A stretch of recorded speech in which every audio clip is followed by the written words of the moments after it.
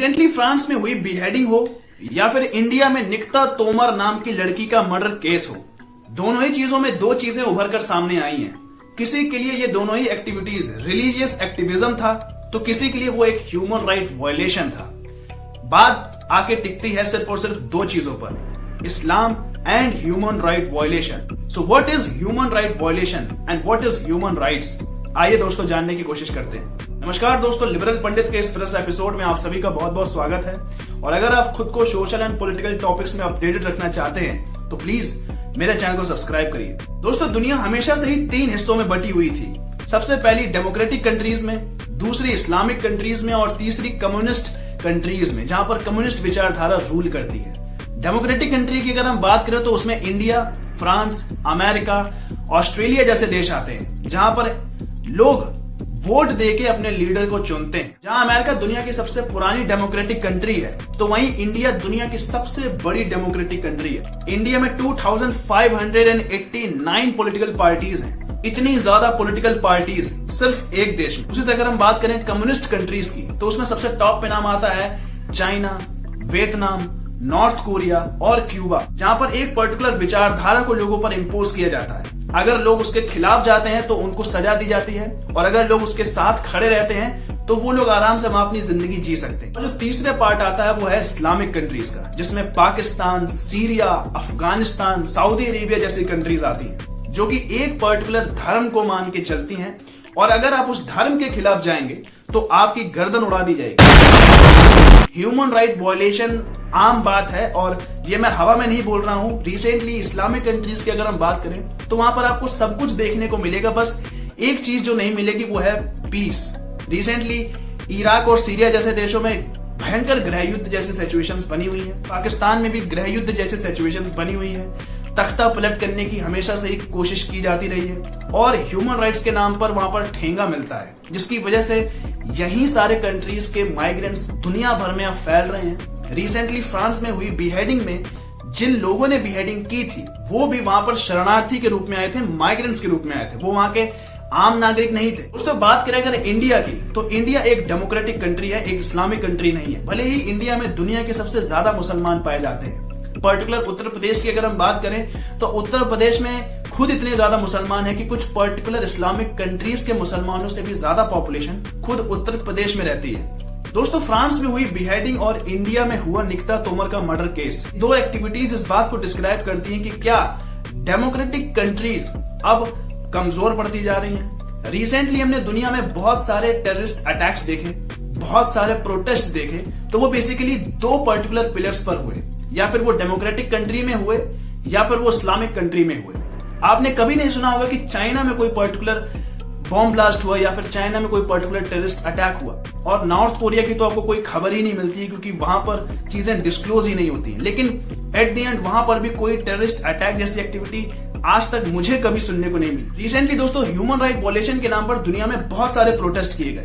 कहने को तो वो ह्यूमन राइट के नाम पर प्रोटेस्ट थे, लेकिन इंडिया में दिल्ली रायोट्स और शाहीन बाग जैसी एक्टिविटीज, इवन बैंगलोर रायोट्स भी इस बात को डिस्क्राइब करते थे कि वो एक रिलीजियस प्रोटेस्ट था, ना ही एक ह्यूमन राइट वायलेशन प्रोटेस्ट था, जिसमें लोगों की हत्या भी हुई, लोगों को नुकसान भी पहुंचा, और पब्लिक और प्राइवेट प्रॉपर्टी दोनों ही तरीके से तबाह भी हुई। ये क्वेश्चन उठाता है दोस्तों कि क्या ह्यूमन राइट्स अब लोगों के लिए एक वेपन बन गया है, कि लोग ह्यूमन राइट्स का इस तरीके से इस्तेमाल करते हैं कि किसी के लिए तो वो एक एक्टिविज्म होता है, लेकिन किसी के लिए वो एक टेररिज्म होता है।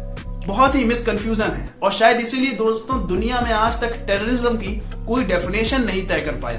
क्यों नहीं कर पाया? एक बहुत बड़ा रीजन, क्योंकि कुछ लोगों के लिए वो टेररिज्म एक प्रोटेस्ट होता है उनके लिए, लेकिन किसी के लिए वो सिर्फ एक टेररिज्म होता है। इसीलिए शायद दुनिया आज तक इस चीज को लेके कंफ्यूज रही है और कभी भी स्टैंड नहीं ले पाई। इवन इंडिया ने भी बहुत बार इंटरनेशनल प्लेटफॉर्म्स पर इस पर्टिकुलर टॉपिक्स पर अपने ओपिनियंस रखे, लोगों का समर्थन मांगा, लेकिन कभी भी लोगों ने इंडिया के टेररिज्म को सीरियसली नहीं लिया। वो हमेशा से ही इंडिया के टेररिज्म को उसका इंटरनल प्रॉब्लम बता के मामले को रफा दफा करते नजर आए थे। सिमिलरली अगर आप फ्रांस की तरफ देखेंगे, फ्रांस भी एक सेक्युलर कंट्री है, यानी को तो वो एक डेवलप्ड कंट्री है, एक सेक्युलर कंट्री है, एक डेमोक्रेटिक कंट्री है, लेकिन फिर भी फ्रांस में इस्लामोफोबिया बहुत तेजी से फैल रहा है। क्यों फैल रहा है? क्योंकि वहां पर रिलीजियस प्रोटेस्ट हो रहे हैं, वहां पर ह्यूमन राइट प्रोटेस्ट हो रहे हैं, किसी के लिए वो एक रिलीजियस एक्टिविज्म है जिसकी वजह से बीहेडिंग हो रही है, तो किसी के लिए वो एक ह्यूमन राइट वायलेशन है जिसकी वजह से इस्लामोफोबिया फैल रहा है। दोस्तों आज ये बहुत जरूरी हो गया है हमें डिस्क्राइब करना, और ये बहुत जरूरी हो गया है पूछना कि क्या ह्यूमन राइट्स हमारे लिए एक सफिशिएंट प्लेटफॉर्म है, क्योंकि ह्यूमन राइट्स में अब अमेंडमेंट करने की बहुत ज्यादा जरूरत आ गई है। ह्यूमन राइट्स की बात अगर हम करें तो ह्यूमन राइट्स एक वेपन की तरह हो गया है। लोग ह्यूमन राइट्स के नाम पर रिलीजियस प्रोटेस्ट करते हैं, और उन रिलीजियस प्रोटेस्ट में क्या होता है ये आप अच्छे से जानते हैं, खासकर इंडिया में रहने वाले लोग अच्छे से जानते हैं कि रिलीजियस प्रोटेस्ट में होता क्या है। फिर चाहे वो किसी भी रिलीजन के द्वारा किया गया हो, एट द एंड प्रोटेस्ट हानिकारक ही होता है। कहने को तो दोस्तों हर रिलीजन हमें पीस सिखाता है, कोई भी रिलीजन हमको काटना पीटना नहीं सिखाता है, लेकिन ऐसा क्यों पाया जाता है कि हमेशा ही ह्यूमन राइट्स के नाम पर एट द एंड मरती हमेशा ही ह्यूमैनिटी है। दोस्तों रिसेंटली यही सारी एक्टिविटीज अब इस बात पर क्वेश्चन जरूर खड़ा करती हैं कि क्या हमें अब ह्यूमन राइट्स में अमेंडमेंट करने की जरूरत है, क्या हमें कम्युनिज्म अपनाने की जरूरत है।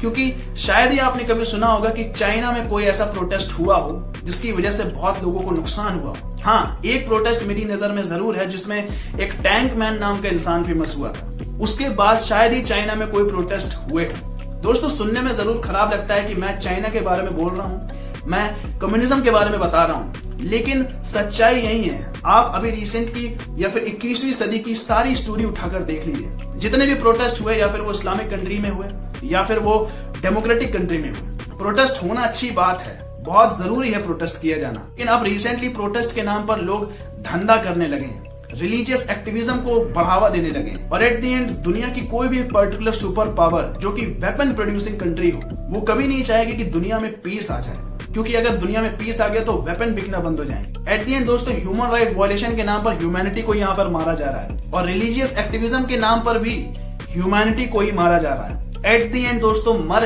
ह्यूमैनिटी ही रही है, मर आम लोग ही रहे हैं। यहाँ पर पॉलिटिक्स होती है, यहाँ पर एजेंडे होते हैं, लेकिन इस बात पर कोई ध्यान नहीं देता कि क्या हमें अब ह्यूमन राइट्स की डेफिनेशन को दोबारा से लिखने की जरूरत है, जहां पर हमें कुछ पर्टिकुलर अमेंडमेंट करने की बहुत खास जरूरत है। क्योंकि अगर हम आज वो अमेंडमेंट नहीं करेंगे, अगर हम आज टेररिज्म की भाषा को एक्सप्लेन नहीं करेंगे, उसकी डेफिनेशन को डिफाइन नहीं करेंगे, तो कल को यही सारी एक्टिविटीज और ज्यादा बढ़ती नजर आएगी। सबसे बड़ी चीज है दोस्तों यहाँ पर मैं जो अपना ओपिनियन देना चाहता हूँ वो ये है कि दोस्तों ह्यूमन राइट में सबसे बड़ा अमेंडमेंट ये करना चाहिए कि रिलीजन को ह्यूमन राइट से जोड़कर नहीं देखना चाहिए। किसी भी ह्यूमन राइट में ये हाँ नहीं भरनी चाहिए कि हमें किसी के भी पर्टिकुलर रिलीजन को निशाना बनाने की आजादी है। हमें रिलीजन को ह्यूमन राइट से बाहर निकाल देना चाहिए। रिसेंटली फ्रांस में हुए बीहेडिंग का सबसे बड़ा कारण यही था कि एक पर्टिकुलर रिलीजन के लिए एक पर्टिकुलर ह्यूमन राइट अपनाया गया, उसके बाद दूसरे इंसान ने अपने रिलीजियस राइट्स को बचाने के लिए एक पर्टिकुलर एक्शन लिया, जिसकी वजह से इस्लामोफोबिया फैल रहा है। एट द एंड दोस्तों इस्लामोफोबिया तो फैल रहा है, और वही चीज इंडिया में भी देखी जा रही है। ह्यूमन राइट्स के नाम पर हमेशा से ही हिंदू फोबिक एक्टिविटीज को बॉलीवुड हमेशा से ही अपनाता आ रहा है। बॉलीवुड हिंदू फोबिया हमने बहुत बार सुना है, और ये टर्म बिल्कुल सही है। किस तरीके से ह्यूमन राइट्स की आड़ में एक रिलीजियस सेंटिमेंटल चोट पहुंचाई जाती है, जो कि एक बहुत ही सीरियस टॉपिक है। एट द एंड बात अगर इस्लामोफोबिया की हो या फिर हिंदू फोबिया की हो, दोनों ही चीजें टिकती हैं ह्यूमन राइट्स पर ही आके। और इसीलिए ह्यूमन राइट्स में ये अमेंडमेंट करने की बहुत खास जरूरत है कि ह्यूमन राइट्स का मतलब ये नहीं हो सकता कि हम किसी भी रिलीजन को चोट पहुंचाएं या फिर किसी भी रिलीजन के बारे में कोई टिप्पणी कर सकें। हमें इस चीज से बाहर निकाल देना चाहिए। Human rights at the end same रखने चाहिए। हर इंसान को अपनी बात को रखने का अधिकार होना चाहिए।